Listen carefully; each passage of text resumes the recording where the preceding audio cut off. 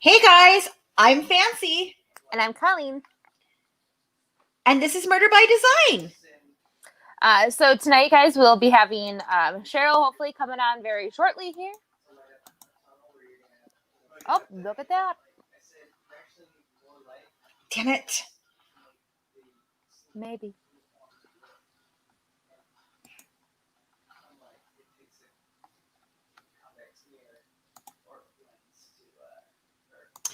Well, I tried to make it work and I screwed it up once again. I'm going to get that right eventually.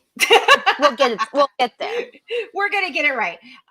Tonight we should have, and I say should have, a very special guest with us tonight, which is Cheryl Mack McCollum from the Cold Case Research Institute. We're going to be talking, hopefully, about the Honey Malone case with her. She may be running just a little behind.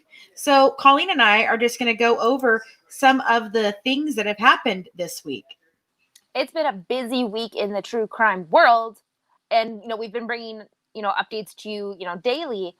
But, today and yesterday have been major big news.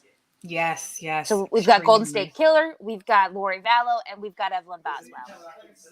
Yeah, it has just been a crazy day, crazy week. Insane week of things that we have had happening. Today we finished up the Golden State Killer. The sentencing went down. I think the count was 26 counts of life sentences. There was a lot of 7 years to life in there, and then there was a bunch of weapons charges and things. So the way that's going to happen is the weapons charges will start first, so he'll have to serve out all his time for that, and those will run together. Okay, so this is how it's going to be grouped together in different things, so all of those will run together. So then once he's done with those, then the 7 years to life on the older cases will start, and then once he gets past the 7-year mark on that, then his life sentences will start.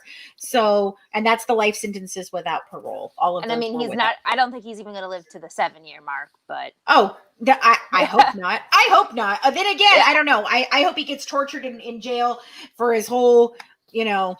I loved the judge's comment. You have no soul. Like, to me, best comment of the day. That judge was amazing. But right. That you have no soul. You deserve more than this. But this is what I can give you, and deal with it. So Cheryl is here, but her devices are not connecting. She's got to connect your mic or cam. Sorry guys, she's having a little bit of difficulty connecting, but so we finished up that. Has been crap this week. And you know what? I found out there was a lot of stuff in retrograde and all different stuff today. And that always messes with technology. So I'm thinking that maybe that's a problem this week. I don't know. It's been a hell of a week for us with all the technology that we've been trying to deal with. It's been insane. So, then we had the Evelyn Boswell case where she got 19 new counts against her in this case, including 2 counts of murder, first-degree murder, like 2 counts of that. Yeah. And so, it's and one of those can be the actual murder. I can't remember what it was. It was their actual murder, and it was something else that it was. Maybe Cheryl will be able to tell us what that is. And she's here, guys. She looks like she's here now. Let me see. Cheryl, are you here with us? I can hear you perfect, sugar. Oh, wonderful. We can hear you tonight. Crystal clear. Hey. Woohoo. So we were just kind of recapping the week. We just talked a little bit about the Golden State Killer, and I was talking about the Evelyn Boswell, Maggie Boswell case, getting the 19 counts of murder on there. Now, I remember there was something there was 2 counts of first-degree murder. Do you remember why those counts there was 2 counts of it, and explain that? I honestly do not. I don't know that I could articulate that for you. Okay. Degree of, intellect at all, babe. Okay. It's okay. I just thought maybe you might know. I can't remember what it was. It was something like the one was the actual act of murder and the other one was something else. I think it was Oh gosh, I think it lying was, or the yeah, conspiracy to concealing. commit. Yeah, conspiracy or concealing. I can't remember. I'll have to look it up again. I looked it up yesterday. But it's been a hell of a week in true crime, right? Like, It's been a great week. Great week. I mean, we've got to hear all the impact statements, and those were, oh, just heartbreaking. We streamed them live for you guys, and then we put them together in, in like whole sections of the day, day 1, day 2, day 3. And later tonight, I will put the press conference on from all the prosecutors. I put the old press conference from the hearing, but I'm gonna have the other one tonight. Mhm. Well, I mean, there was one sad thing of the week, and that was at the beginning. And I'm hoping that's not the end. It will not be the end for the family. But they did not find Laura and Ashley. Right. And so by next week, we should have the sentence from the judge for him to get the full 10 years because he did not give them the bodies. I think he pointed to a place on a map that he thought maybe that was it and try to get that 5 years or 2 years instead of 10, but they didn't find them. But the Bibles are not going to stop until they find her and Ashley. So obviously we've been talking about the Hell in the Heartland and the Laura Bible Ashley Freeman case over on Murder by Design. And we'll keep following that case for you guys because I want them to find those girls. It's well past time. Yes, amen.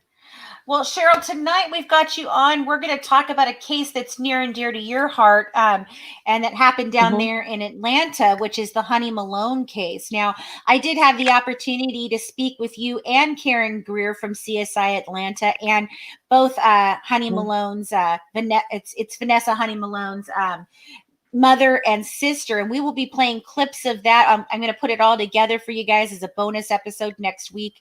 I'll put that all out there for you, but we're going to let you kind of run the show here tonight, Miss Mack, because we just want you to kind of break the whole case down for us and let us know start to finish what happened in this case, because a lot of people don't know about this case.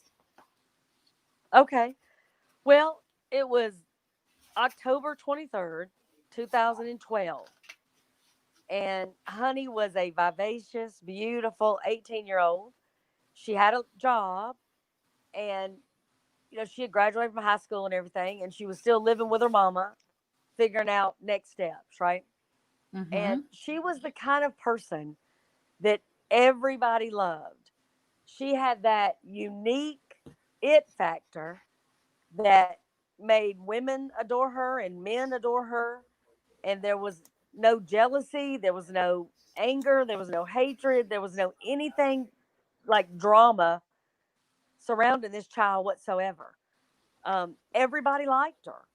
I don't know how else to say that, but I mean, we have literally interviewed family members, friends, people that went to school with her, neighbors. Everybody thought the world of her. And so this particular night, she had worked. Honey did not drive. She didn't want any part of driving a car.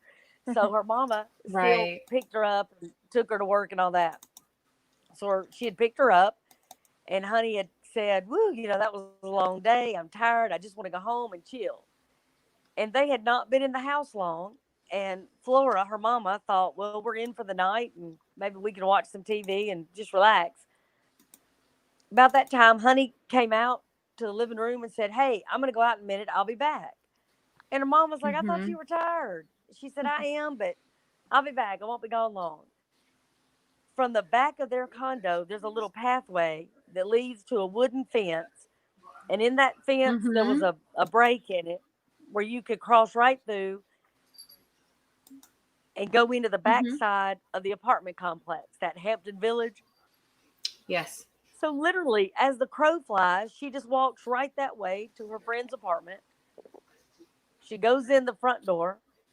Something terrible happens.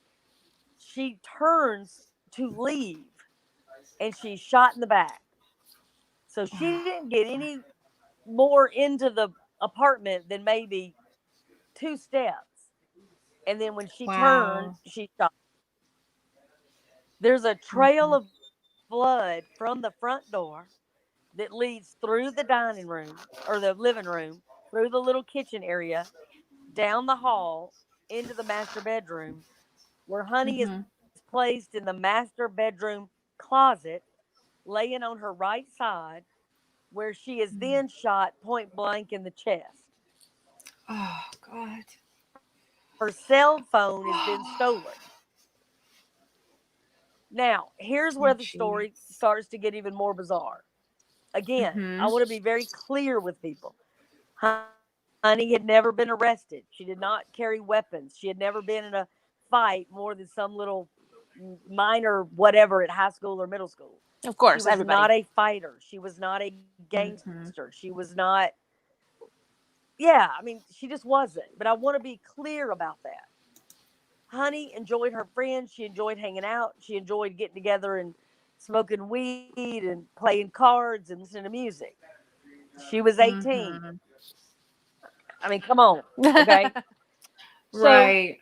I mean, I'm just being real with people. Oh yeah, I mean, I it's about mean, being honest. Yeah. smoking weed is not like maybe it was during Just Say No. I mean, you're not going to find somebody Right. 18 to 25 that ain't smoked weed in Atlanta. Hardly. So, Well, right. It's not like she was, um, stealing cars and, killing people. She was just a well, that's young what I'm woman. saying. I want people to understand she was not living a high risk, you know, lifestyle. She Right. literally, even when she was smoking and hanging out, she was among friends.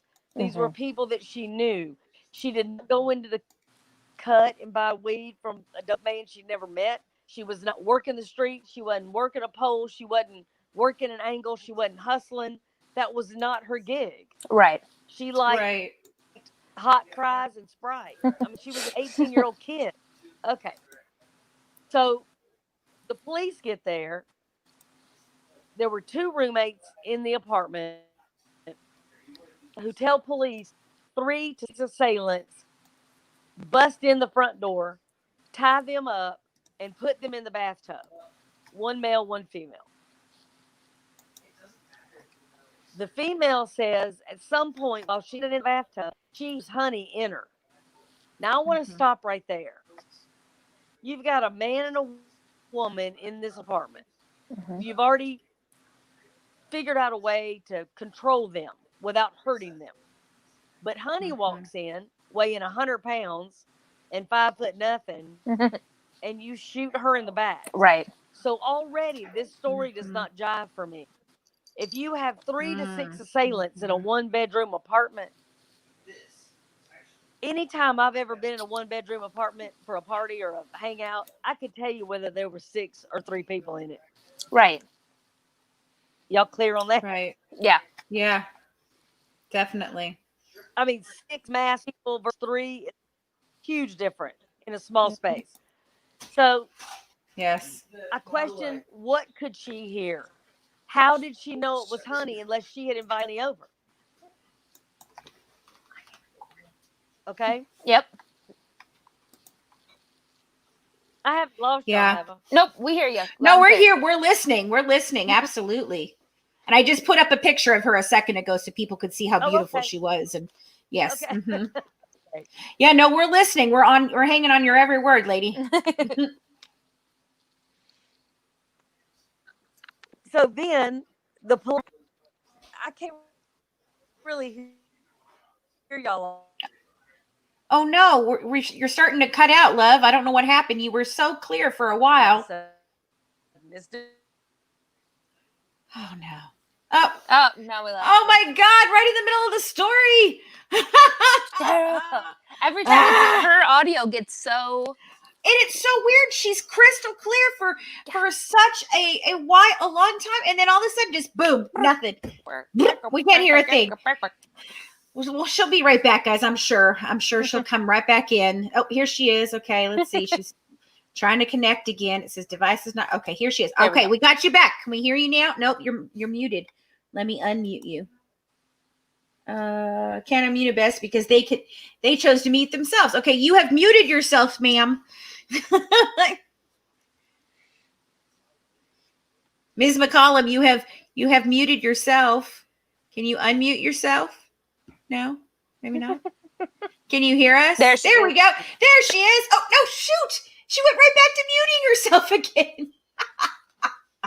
I don't know what's going on with the thing. You're doing that skipping thing again. I can't hear y'all anymore. Can you hear us now? No. It's doing that skipping thing where I can hear like syllables, not words. So that's why I went. If y'all can hear me at all. We can hear you pretty good now. I'm just gonna keep talking. Keep talking. Yeah, you're clear now, so just keep talking. Okay, I'm just gonna give me a thumbs up if I'm clear. Okay, I'm just gonna keep talking, Cheryl. All right, so the police determined very quickly that it was a drug deal gone bad. Well, when I first met with her mama, I met with her 6 months after this occurred in the institute. She came by, and she was so distraught, and none of the story she was telling me made any sense. So we agreed, of course, to help her. Very quickly, we determined, I don't understand how this could have ever been classified as a drug deal gone bad when there was no cash and no drugs in the apartment. And I mean none, not even residue, nothing. Right. The only thing stolen out of that apartment that we know was stolen was Honey's phone. So now you want me to believe that 6 assailants have stolen a cell phone that they can sell on the street for $40 and they're going to split that 6 ways? It's asinine. The whole thing does not make sense. Right. And again, for the people that are listening to me that have never heard me before, I cannot stand the term drug bad. And again, we don't use it anywhere else. Say that again. We never use it. We don't say it's a home invasion gone bad when we mean burglary. I mean, it's just stupid. Can you hear us at all, love? How does she not hear us? I don't understand. I'm going to text her. You're making sounds, but they're not words. It sounds almost like a Morse code. When I first called in, I could hear you perfect, but now it sounds like that's what it sounds like. Okay, hang on. Can you hear me now? Can you hear me now? I can hear words now. I can. Yep. You can? Okay. Okay. Well, now Colleen's gone, but you're here. Okay. So take that back and tell us what the term was that you said that you had coined that you don't use anywhere else. We don't use drug deal gone bad anywhere else. We don't say it's a, it's a date gone bad. We don't say it's a burglary gone bad. We say it's a carjacking gone bad. We say what the crime is. Does that make sense to you? Yes. So to me, when you say the drug deal gone bad, you're lessening the fact that it's a freaking murder. Call it a murder. Right. Right. Absolutely. Absolutely. Okay, so take us through what happened after all that. So after all Cheryl. that, we started to work ground level up. Uh-huh.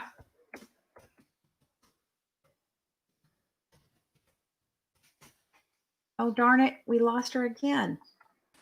Okay. I don't know what's going on, but I think it might be you, Colleen, that's interfering with her. Yeah, I don't know. Because every time I add you in, it like makes a weird thing with her. Oh, dang it. Here she is again. Okay, let's try this one more time. Okay, can you hear us? Can you hear us? Let me take you out, Colleen, real quick. Let me see if she can hear. Can you hear me? I can hear. Something's wrong with your connection, love. All right. You know what? I'm just going to do what we did last time. Just call me on my phone. I'm going to give you my number and I will hold it up to the thing. Good Lord, why we have to do this, I don't know. All right. You just hang on here. I'm going to take you out. You get off your phone and I'm going to send you my phone number and you just call me. Okay. Okay. Hold on.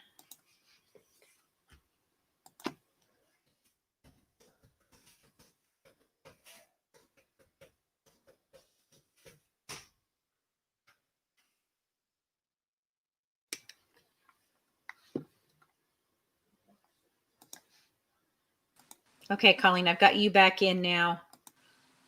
Okay. And she's gonna call in, guys. So just give her a minute here. She's gonna call me. I'm wondering if it's StreamYard, because like we had this problem when we were gonna go live the other day with the guy was having us on. That one was something with their connection. That had nothing to do with us. It's something with wherever she is. I think she's out in the country, and I think that she just doesn't get a great signal. But I'm hoping she can call me here in just a second, and we can do like we did last time, where I held it up to my microphone. I did want to do a shout out because somebody mentioned it in the chat. Oh, Run with Scissors. Here we go. About Alyssa Turney. Great job. Yes, absolutely. Okay, here she is. Let me put her on speakerphone. Cheryl, can you hear me? Perfect. Okay, hang on. Let me go ahead and turn you up here. Okay. What the heck? I'm so sorry. Can you guys hear her? Testing 1, 2. I can hear pretty good, so hopefully they can. Okay, hopefully you guys can hear. So go ahead and say again what happened after that now. So after she shot, you mean? Yeah. So after she was shot, yes. Okay. Law enforcement quickly determined that it was a drug deal gone bad. And again, the problem that we had with that, in that apartment, there was no guns, no cash, and no drugs. So to me, that just made no sense. And plus, and I've said this before, but just in case there are brand new people, because I know y'all get new fans every week. And we do. I cannot stand the term drug deal gone bad. Right. Because one, it means that a drug deal can go good, and that you should never say that about crime, just because somebody gets away with it. And number two, we don't use it anywhere else. If there is a burglary, we don't say, well, that was a home invasion gone bad. I mean, that's just silly. Right. So when they use that term, it diminishes what truly happened there. And what truly happened there was a murder. Yeah. Yes. So call it that. Right. And if they had called it that, then they would have worked that. Yes. But yet they start to work a drug deal, which means Honey is less of a victim to the public. You know it. I know it. Yes. Your listening audience knows it. Let's be grown. Yeah. As soon as people hear drug deal gone bad, well, she's either a drug dealer or a hooker or some other low life, people think. Yeah. And she deserved it. In what happened to her. So Honey was never given the opportunity to have the advocacy she deserved from the media, from her community, from her loved ones. And that to me is gravely disappointing. Right, because right, this exactly. child did nothing wrong but to go to a friend's house that she had done, 30 times before. Right, yeah. Right. So then we start to break down the story. And the story is 3 to 6 assailants. Well, that doesn't make sense. Doesn't make any sense. They're going to tie up the man and another woman, but shoot Honey. Honey was the least threatening person in that room. And she was trying to leave. And she was trying to leave. So that tells you she either knew them and they were afraid she was going to tell, or they didn't mean to do it, but then freaked out and had no choice but to finish it. Well, Right. I find it hard to believe they didn't mean to do it. I can't believe that either. No. Right. And I can't believe if they weren't going to attack her, they would have a gun ready, and she would be trying to leave that close to the door and couldn't make it. Right. So Well, then bring her I in the believe closet. they meant to shoot her. I also believe they were not in a hurry to leave that apartment, because think about living in an apartment and hearing a gunshot. Right. Those people at that point, now there's 3 apartments right in that little area where Right. this apartment was. And if you think people called the police right then, you maybe have 6 to 12 minutes. Absolutely. Maybe. And then Colleen brought up a point, it's odd that, not only did they shoot her, but then they bring her into a closet and shoot her there. Like, what the hell is that about? Like, that's definitely what not I was going to go on to say. They're wasting getaway time. Yeah. So if this was a stranger, they would have shot her and they would have run. Right. They drugged that child and then executed her in that closet. Please don't miss that. That Right. was a straight up execution. They made sure Amen. Honey and Honey only was dead. Yes. Absolutely. The people And standing that's in the just bathtub, they weren't slapped, punched, kicked, spat upon, nothing. Right, No why harm Honey? came to them whatsoever. so then you just right, like Colleen said, you have to ask then why Honey, right? You know, why her? Correct. Why her? And again, no criminal history, no baggage, no drama, no nothing. Right. It makes no sense.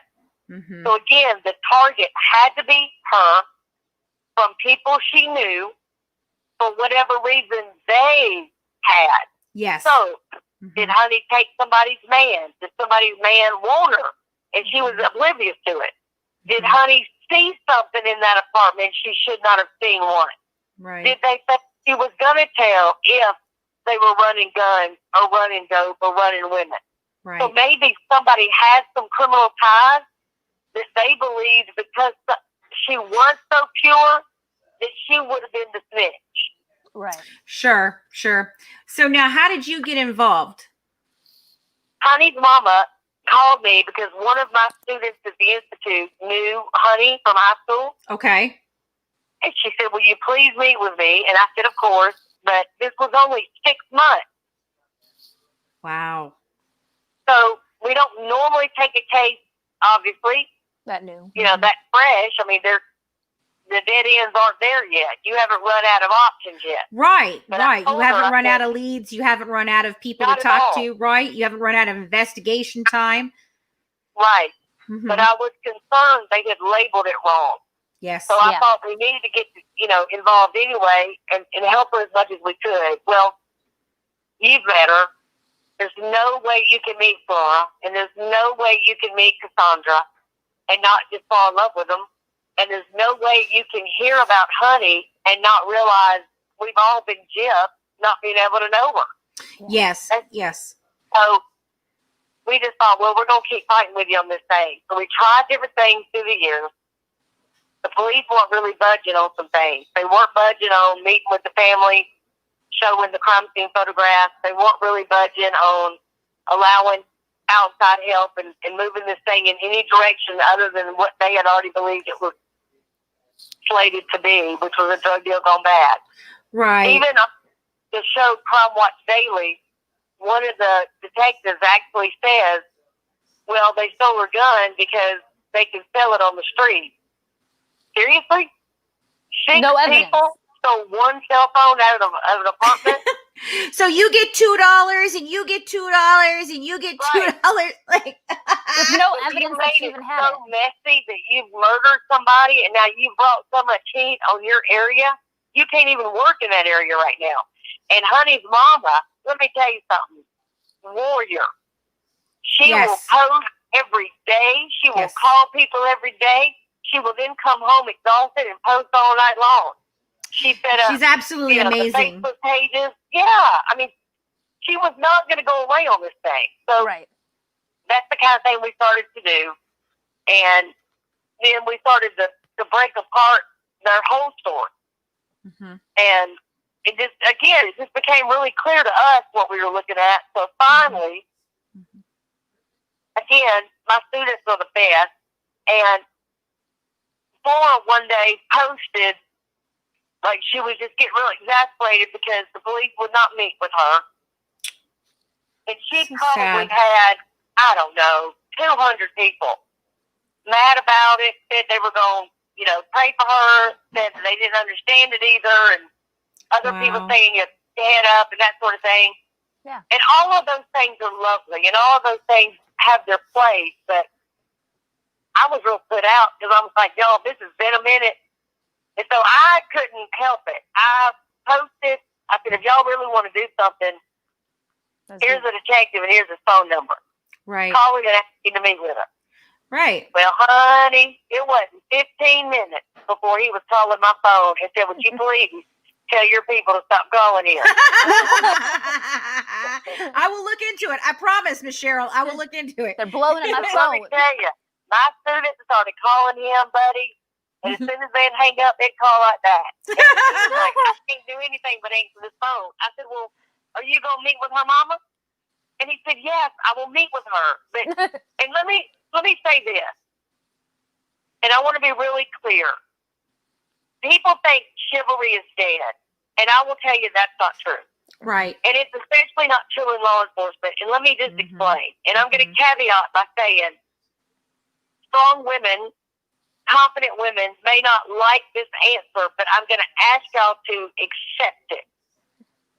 There are men in this business, whether they're a police officer, detective, or prosecutor, that feel in their heart they want to protect women. Yes. Part of that, they don't want you to cry. They don't want you to hear bad information. They don't want you to hear details of a crime. Sure. Because they think they're protecting you. Yes. Now, we know different, and we know better. I even told this particular detective, I said, let me tell you something. She saw her baby in a casket. There is no photograph you could show her worse than that. Yep. She's asking you to show her the picture. Afford her that courtesy. Right. Complete strangers to her have seen these pictures. That's not fair that she hasn't. Now, if she has a fit and falls in the floor and cries, that's on me, and I will help her to her heart. That's on me. But I bet she doesn't. And I said, and not just that, she might see something in those pictures y'all don't notice because you don't know. You don't know what she was wearing. You don't know if she had a scratch on her arm before. Let her mama tell you. He finally said, okay. We went and met with him. I went with her. He was wonderful. He was kind. He was sweet. He was informative. He shared things with her. But in that meeting, the mama said, do you know what the MVAT is? And he said, ma'am, I don't know what you're saying. And she looked at me and she went, explain it to the man. Because I had, of course, already explained it to her that I thought at this point that was going to be the best thing they could utilize on this case. I knew they had honey clothing, and however they got her from the front room to the closet, typically, human nature, you're going to scoop your arms under their armpits and drag them. Right. So they should use the MVAT to get the assailant's DNA from under her arm. Right? So we explained all that. He was not only amenable to it, I got him in touch with Jared Bradley, and y'all know Jared, and I am telling you, that man has never one time not taken a phone call from me. I don't care day or night. And he said, yes, I will talk with him. Yes, I'll walk him through it, which he did. Then I asked Francine Bardole to do the same thing because I also knew they had some shell casings and other ballistic evidence. He did the same thing. So with that information, they went to the Georgia Bureau of Investigation Crime Lab and was able, with some of the evidence that was left, that they knew they had obtained legally and scientifically, and they were able to get some DNA that matched somebody that was at the apartment that night. Oh, wow, that's wonderful. And then that person was arrested. Right. And then the story of Honey, it's like that old song, 2 steps forward and 1 step back. Right. I mean, my God. So we get an arrest. It's COVID, so we can't go to court in person, but we're all watching on Zoom. Flora and Cassandra are fantastic when they testify and all. He's denied bond. Hallelujah. Right? Right. Good. Well, then he's granted a new bond hearing. And not only is he granted bond, y'all, he's out right now. Oh, my God. No way. Big as Dallas. Oh, now I have a question for you because we just got a chance to talk with Dr. Laura Petler, and I know that you work with her quite a bit. So when you're talking about you breaking down a case, now are you using her method of the murder room? Laura and I work, well, I should say Dr. Petler. We work very different, but similar. Okay. Her technique, okay, let me just say this. Y'all talked with her. She ain't an idiot. No. Right. So her system was developed by her, for her, the way she operates. Right. And it is solid. It is. She explained it the other day, and you guys are going to get to hear that. Unfortunately, one of our technological difficulties this week was that we did an entire interview with her, and Zoom didn't record it. Oh, that's awesome. So that was great. But yeah, she explained it to us, the murder room and how they break it down in the 6 stages, and that was amazing. But I want to know then, how do you do that? If you said you work similar but different, how do you go about doing that? Okay, so the way the Institute as a whole works, everybody brings their expertise, which is similar to the murder room, but everybody works differently. So, for example, I used to work for the Florida County Sheriff's Department. Okay. And we had a cold case squad. It was me, Betsy Ramsey, and Leslie Bailey. And the 3 of us worked the cold cases. Okay. The 3 of us, I personally like to start with photographs and go immediately to the crime scene. Right. I want to see it, I want to walk it, and I want to understand it before somebody tells me what they think happened. Does that make sense? Yes. Leslie likes to start with the witness statements, and she usually jokes and says, because the police ain't solved it, so I don't care what they have to say. So she likes to start with witness statements to get an overall visual in her head of what occurred from different angles. Betsy likes to start with the police report. She wants the facts, hard and heavy. Right. Clean. She doesn't want any emotion, none of that. Okay? The 3 of us then will get in a room together and start talking from those 3 avenues. So again, that's why I say it's different, but it's kind of similar. Sure. Right. For sure. But like when Laura and I work together, it's kind of a cool thing because where she has these strong academic-based theory type things, yes, I'm going to come with a common sense, street, in your face, kind of this has to be it. But together, it's a beautiful thing. Right, like so that's why I think. So we don't have anything like described, written, like you're going to follow a formula. Because we're also kind of seat of your pants, out of the box. If this doesn't work, we might invent something different kind of people.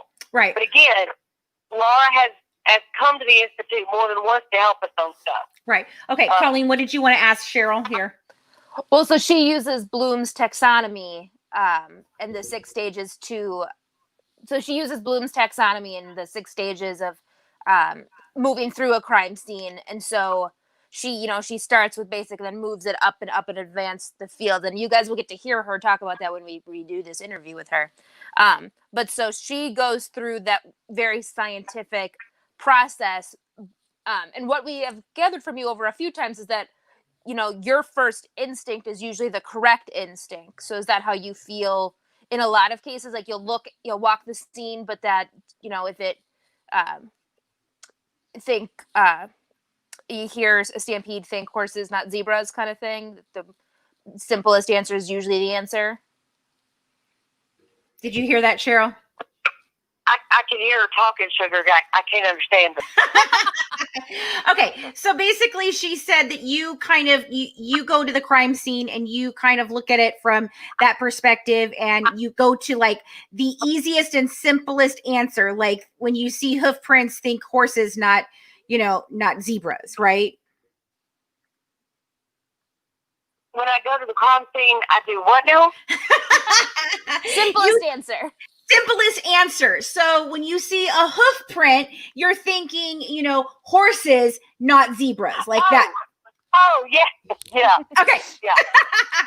I'm sorry. We're dealing with technology again tonight, and this is. Well, listen, I'm gonna be honest with you. That wasn't technology. I think that was your accent. I wasn't sure what you said. I wasn't sure when you said hoof. I got it now, though. Okay. So That's funny. Words, listen, I will tell your audience this. Murder is rarely complicated. Right. It is never an Agatha Christie. Right. Okay? Yes. Well, it can be, but that's going to be less than 1%. Normally, it's going to be real clear and real obvious what happened. And sometimes it's real obvious who did it. I mean, like, real obvious. Right. So, yeah. I mean, so we have I like to say, Yeah, we have a question from one of our viewers, and they asked how much of your work moves a case forward based on gut feelings as part of your investigative protocol. And that's for Runs with Scissors. I never, ever ignore my gut, ever.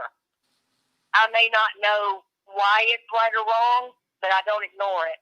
Right. I may not let it be in the forefront, but every single case I have ever worked, my gut guides me. Amen. So, okay. So going back to Honey though. So you've got the sheriff to sit down with her, and you've got him to listen. And now where are you at with things? And so they arrested the guy. Now he's out. What was it like when you walked that crime scene? What were you looking for? What were you doing when you were walking it? Okay. Again, I almost wish I could have y'all with me at a scene, and I would just. Oh, I'm coming to Atlanta, and I'm going to walk a scene with you. That is happening. Okay. I'm walking one with Stephen David Lampley here in the next couple of weeks. I'm going to come down to Atlanta and walk one with you. Yeah, awesome. That is happening. Well, Stephen David Lampley is going to walk one with me, and so is Joseph Scott Morgan. So you should come with that one because we're actually working it. Oh, when is that? When is this? I want to go. Well, we got to wait till some of this stuff subsides. You just let us know, and we will be there. Okay, roger that. And we will put it. We will broadcast it live, guys. We will do it's that. all of our best friends. Okay.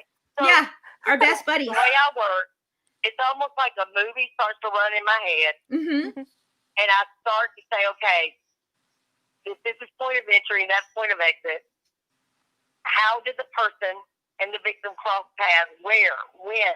How? Why? And all of that is simultaneous. It's all at the exact same time. So it might start as a real slow, like, okay, and then things just start to pop. You know, I got it. I see the angle, see the way. So then I might go back and I might say to Leslie, what did that woman say she heard? She said she heard 2 shots. Okay, but we know there were 3 casings. Right. Wonder why that would be, right? So your mind just starts to work it. Yes. What does the blood tell me? What does the furniture tell me? And again, for your listeners that have never met me or never heard me before, I really should be honest and tell you, mine starts, let's say there was a murder inside a house, it starts down the street. So I want to look up and down the street. In other words, if I drove on the street, is this a road that I would say, hey, I'm going to rob a house here, I'm going to rape a woman here, or I'm going to find some stranger to murder here? If no, then I need to find out, well, why did he pick it then? Right. And as I get to the house, I'm going to look in the mailbox. I'm going to look at the windows. Are the curtains open? Are the shutters open? Are the blinds open? Are they closed? Are the lights on or off? Is the grass cut or not? Is there newspapers there? Is the paint chipped? Are the plants new but the garage hadn't been cleaned? Is the car spotless but the kitchen dirty? All of those things tell me something. And so I'm getting a feel of the victim, but I'm also getting a feel of the suspect. Because again, you selected this house. You did. So I want to know why.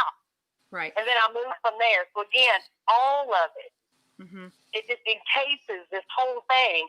So then I can start to tell you about the victim. I'm going to look in her refrigerator. I'm going to look in her junk drawer in her kitchen, and I'm going to look in the drawer in her bedside table. You know what I'm talking about? Oh, yeah. Oh, yeah, we know. Then I'm going to look at her closet, and then I'm going to look in that box, that little freaky box up at the top, in the back. Does she have a weapon? Does she have a teddy? Does she have a vibrator? Right. Does she have 5 vibrators? Woo! Having a 4? party. Does she have Disney? Does she have music? Is it classical? Is it gangster rap? Is it both? Right. Does she have a Bible? Has it been open or has it got dust on it? I want to know. Right. And again, be very clear. This is not about judgment. Right. And one thing doesn't necessarily break anything for me. Right. It's the totality. Right. Well, we went through that. We went through that with the Gypsy case. When we started looking at the Gypsy case, we realized that it was less about Gypsy and way more about Dee Dee. And we had to go all the way back to Dee Dee's life, life as a child and everything else to try and actually figure out what in the hell really happened in that case. And for us, it's always been more about all the events that led up to the murder, not the murder that was interesting, So Sure. I'm following you exactly on what you're saying here.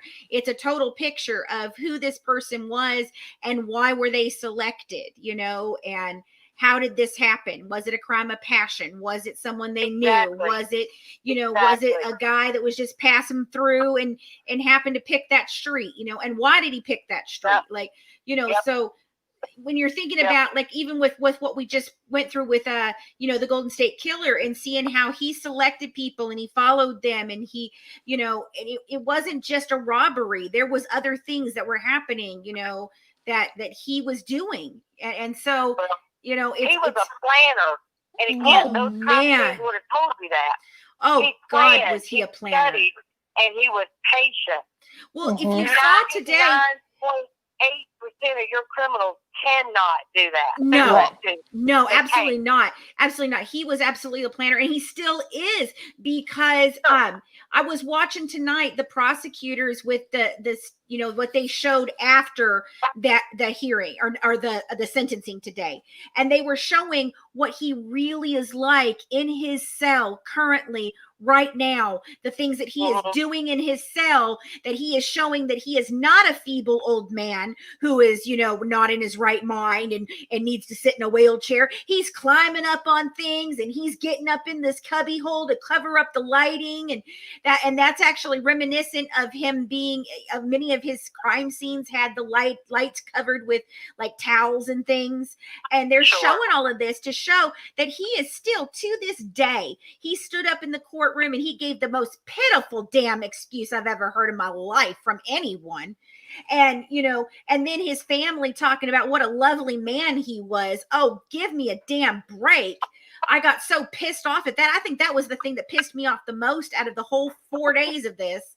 And, you know, they're showing him get up there and do all this stuff. And here he is in the courtroom, you know, he's hunched over and he looks all pitiful. Oh, get the fuck out of here, man. That is not true. And so I see what you're saying in all of this, you know, that every piece of it is it gives you another little piece to go on, you know, and if you ignore those things. About him. The devil takes many forms.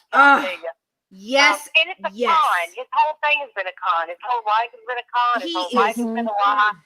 And, you know, his family is going to have to live with what they did too, not just what he did. Oh, I know. So that's on them. It but is. Let me go back to one thing. I want to be really clear with your listeners. Yes. A lot of times I will use Steve Harvey as my example. And here's why. He grew up poor and kind of rough. Yes. He cusses. He, you know, has that flavor when he talks about some of the stuff he used to do. Right. They ran around pretty good. They maybe didn't always do the right thing. Right. But he's a Christian. He's a believer. He's a good husband.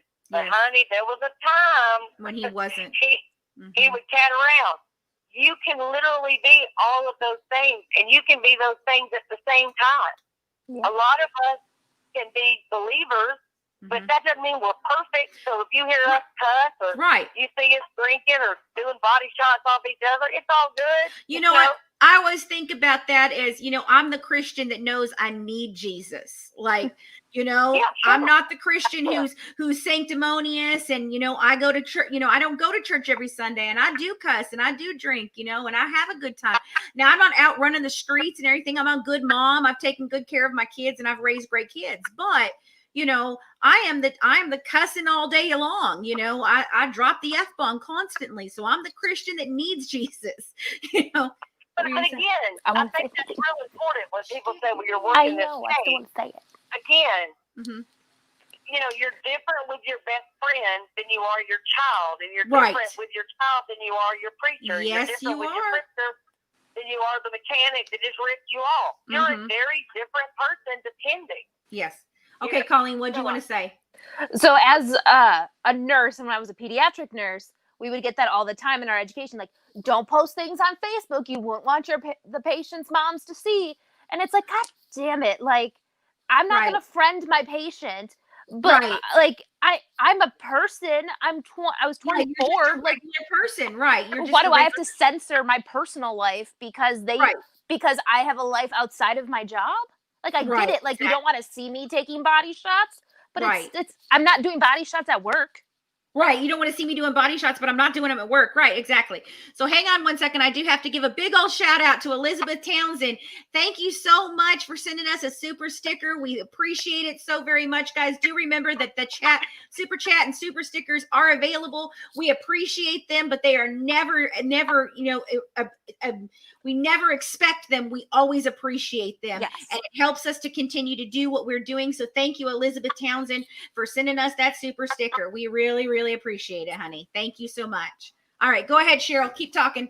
Okay.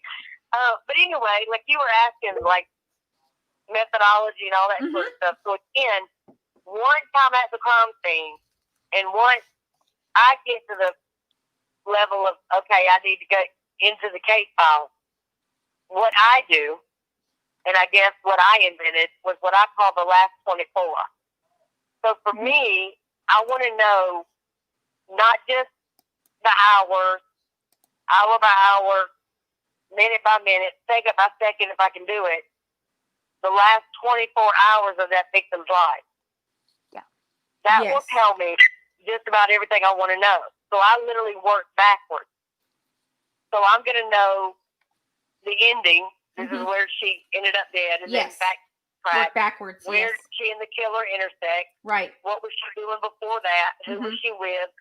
What did she spend? What did she buy? Who saw her? Whatever. I mean, keep going. Just a complete 24 hours, as much as I can fill in. And then, as far back as I need to go. But that last 24 hours is a money tree. No it reminds me of there was a show, and I'm not sure if it's still on the ID channel. I haven't watched it in a long time. But it's called Red. Is it called Red Rum? It's called Red Rum, right? Well, they also like the last 48. Well, yeah, but no, I'm not talking about that one. This one's called like Red Rum because it spells backwards murder, right?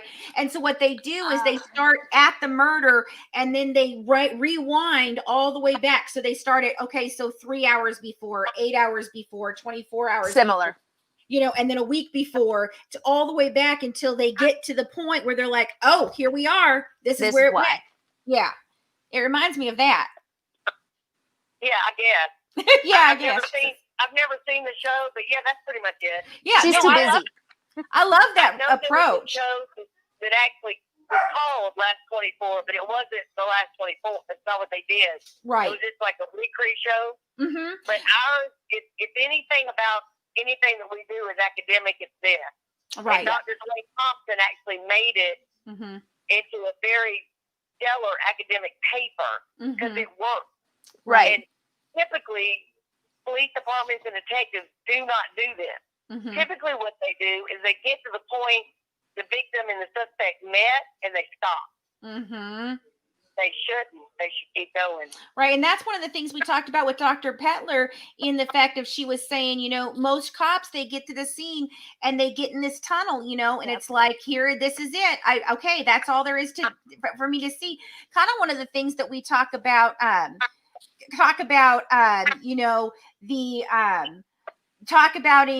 when I'm so sorry, a thing popped up and I got confused. Let me think what I was saying. That there's tunnel vision, and they get in and that's one of the things that Colleen brought up about Scott Peterson. And I got to give it to you, Colleen. I understand where you're coming from on that point of once they saw him in his sights, and don't get me wrong, I still think he's guilty. There's not going to be any way you're going to change my mind on that. But I do believe that once they set their sights on him, that was all they were going to see. And now they weren't going to look for anything else. I do believe that happened. And we saw that in the Adam Walsh case too, with the one detective that was convinced that it was the friend that had the relationship with Reve, and that he was the one that did it, and he passed a polygraph and all the different things. And Rodney Reed. Yeah, and Rodney Reed, same thing. Oh, it's got to be him. All these different cases, you see it happen all the time. And I wish that we could get better training sometimes to get them out of that thought process, and maybe that's human nature. Right. It just is. There's little to do with training. Right. Because here's the thing. Most detectives or police officers will tell you they don't believe in coincidences. Right. Well, I don't either. I don't either. Yeah, I don't either. But I'm a person.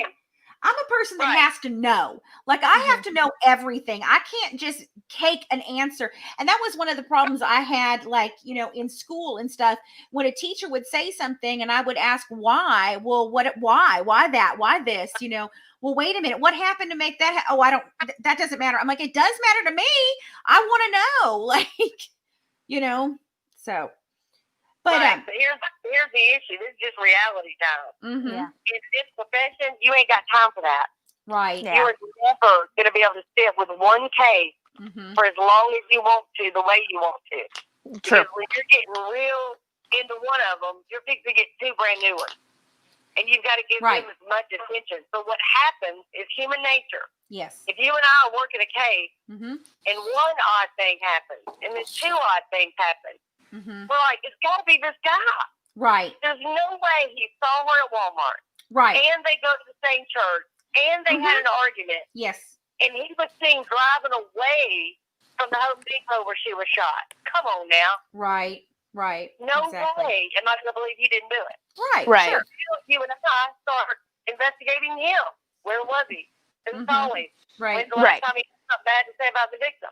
Who saw their argument? What did he post on social media about it? We're not looking at the cashier at Home Depot. Right. He hasn't even factored in at all. So it's not tunnel vision as much as it is, just like, I'll give you an example.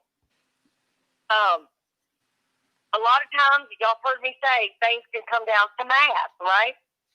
If you know 80% of the time a woman is murdered, it's a husband, ex-husband, boyfriend, or ex-boyfriend. Well, if all you do is focus on them, you're going to be right 80% of the time. Right. Absolutely. I mean, I have a shirt that says that, so. That's a solid, clear rate percentage. Right. You know? No, absolutely. I mean, you're absolutely right. And I think that most of the time, you know, they do get it right. But it's those times where they just, for some reason, something hits them one way, you know, and they. And that's what I'm saying. They can't help it. Yeah, they can't. can't. Train. Right. And it's almost like I'm going to do a training on common sense. Right. Not so common. It ain't going to help. Right. You either have common sense or you don't have common sense. That's right. You can't teach common sense. You can teach life experiences, but you can't teach common sense. And you can't teach somebody not to have television. Now, what you can do is you can have a team, and this is where, again, the Institute works. Yes. And I've said it 1,000 times. Who cares what I think? Yes. I want to hear from all of y'all. So I will go into a room, and I say it ad nauseum, but I want to be the dumbest person in the room. I want the Dr. Petlers and the Dr. Thompsons and the Dr. Capitellis around me. Yeah. I ain't got no PhD, so y'all tell me. Right. So I'm going to say, I think this guy's batshit crazy. And then they're going to be able to say, oh, well, he's schizoid with manic tendencies and blah, blah, yada, yada. This is why he's disorganized versus organized. And they're going to be able to academic that thing up, and good for them. But we're both right. Right. No, and you know what? It goes back to something I learned in business very, very, very young. You know, I heard the statement of, you know, you always want to, in business, if you surround yourself with the people who are smarter, then you're the smartest person in the room for surrounding yourself with people who are smarter than you, because you will rise up to them, where instead of them gluing down to you, you know, coming up to you.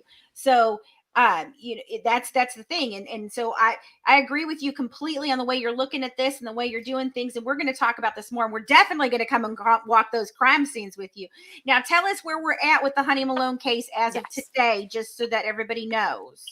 Well, because of COVID, we're waiting on a trial. Okay.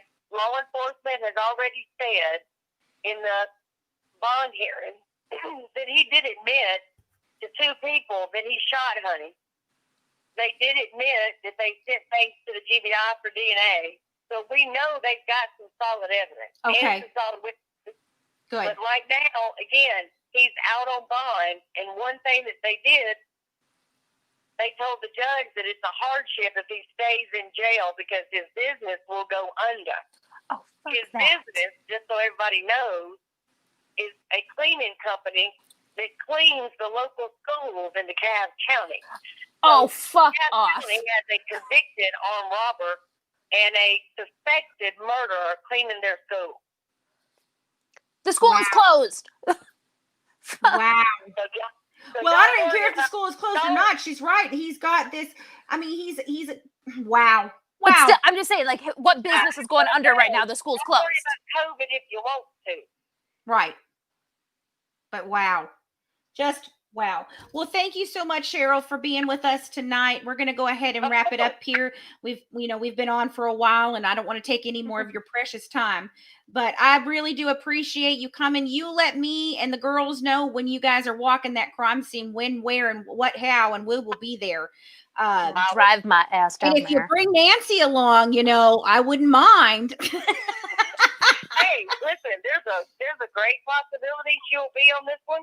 Ooh. There's a great possibility. You better call me. You have my number now. You better call me. So I will absolutely let you know. I mean, you know how I work, man. The more the merrier. I know, and I love you so much for it. You are such just a breath of fresh air. I just love you guys so much. All of you that come on here and spend your time with us. We appreciate it beyond belief. It is always a pleasure to have you guys on. So thank you so much for sharing Honey's story with us, guys, and be looking next week for the interview that I did with them. So we're going to because it had some sound quality issues. I'm going to try and clip it together the best I can for you guys to hear it. I'll put the whole thing in the Patreon account, though, so you can try and get through the whole thing. We've been trying to do a lot of that more in the Patreon account, giving you guys some extra stuff. But thank you so much, Cheryl. I'm going to let you go now, okay, darling? Okay. Will you also let people know to find us on Facebook and Instagram and all that, and they can follow all of our cases as well as Honey? Okay. Why don't you give them the tag? Tell them where they can find you. At the Cold Case Investigative Research Institute, or me, Sheryl McCollum, SHERYLMCCOLLUM, and Instagram at Cold Case _ abbreviation for Institute. Okay. All right. Alrighty, honey. You have a good night. Okay. We'll have a wonderful weekend. All right, y'all too, baby. Okay. Bye, honey. Okay. Let's see. Alrighty, guys. So I was gonna say I know she couldn't hear me, so that's the struggle we do when she's on the phone, because then she can't hear me talk. But and just like with our business and everybody's business, is that everybody brings their own life experiences into their job, into their lives. And so the experiences that I've lived through affect how I view things. The experiences that Fancy has lived through help her come to conclusions and how she processes. And the same is true for law enforcement. If somebody has, and juries and judges, if they've experienced something and experienced it more than once, then that's how they're going to automatically start to think.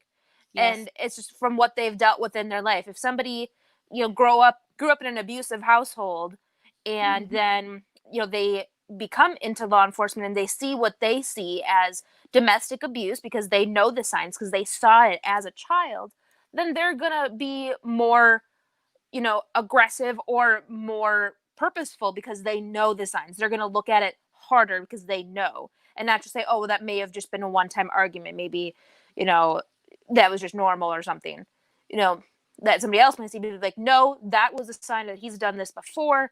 That's abuse. I know these signs, and to take it, more seriously. And the same goes for, nurses, doctors, business partners, and we all bring our own life experiences. And that's why Cheryl likes to surround herself with more people, because I have different thoughts than she does. Fancy has different thoughts than I do. And that's why we bring all of our experts to you guys, because we can talk about the same case. We have talked about the same case, the Vallows, the Epstein, Stalk. We talk about these cases, and each one of them has a different viewpoint from it. Yes. So that's the importance of having different opinions. And we do with it within our own team. I mean, yes, we see eye to eye on many things, but there's just different things about each one of us that we see things in a different way. And I think that's one of the beauties of what we do bring to the table as our company, our team, is the differences of things and lives and stuff that we've lived, and we bring that into our reporting on cases. And then we go and get our experts and people involved in these cases and bring that to you too. So now I'm going to go ahead and give you a little bit of a rundown on where we're at with things. So we're about to wrap up our first episode of Scott Peterson went out last week. This week. Oh, it goes out this week. That's right. It goes out this week. It went out this week. Yep. It went out this week. Yeah. Right. Next week will be Colleen talking, and then, presenting her side for why he's, not guilty.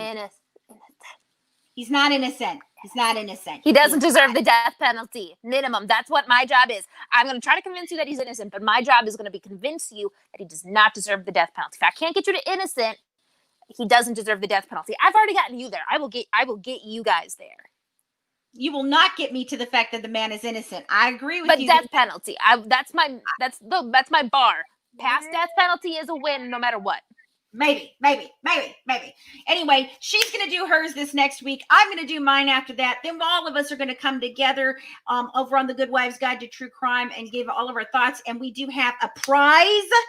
There is going to be a prize. You guys are going to get to vote whether you feel that I or Colleen had the better presentation, and what your view for is he guilty or not guilty has been changed or not. And then we're going to share some of those with you guys, and you guys can win a prize. We're not telling you what the prize is yet. But we've got some great ideas, loves. So you guys are going to follow that, and that's going to be the end of that's our season finale for the Good Wives Guide to True Crime. We will be back again in January over there. But we have some amazing new things coming out in October, guys. So we have at least two, at least two new podcasts that we'll be doing. One with Todd Matthews, and he is the former director of NamUs, the National Database for Missing and Unsolved, cases. And so he's going to be doing that with us. It's going to be completely about missing persons. So it's called Gone Cold with the Good Wives and Todd Matthews.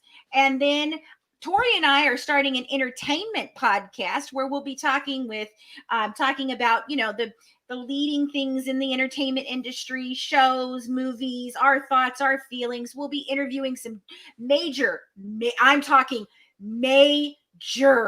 people in the industry, actors, directors, writers, all of that. We'll have that. We're going to do a little bit of pop culture with Christina.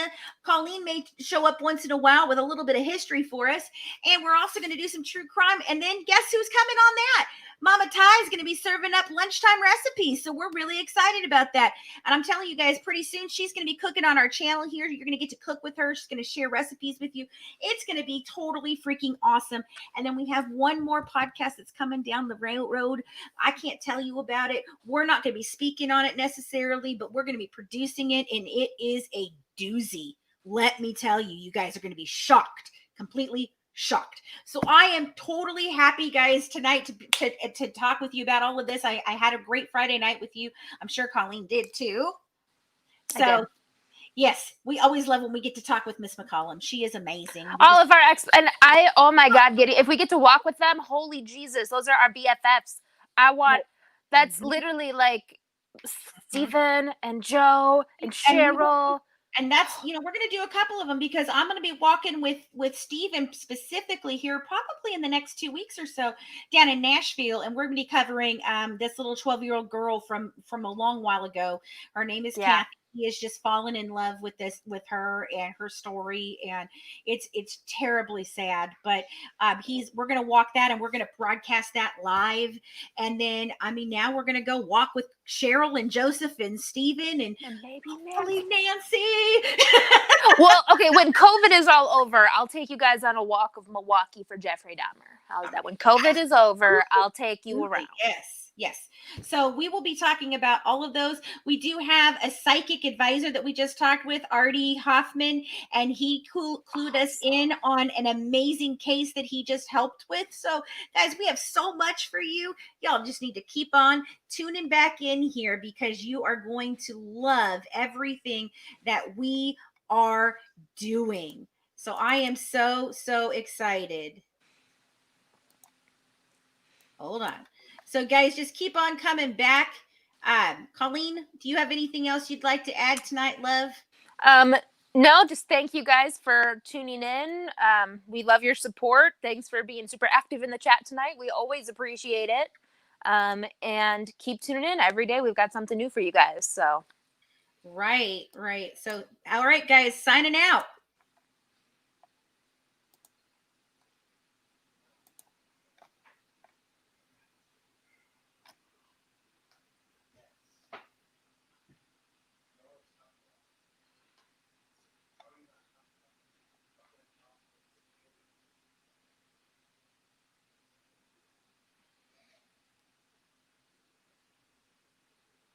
and we're out.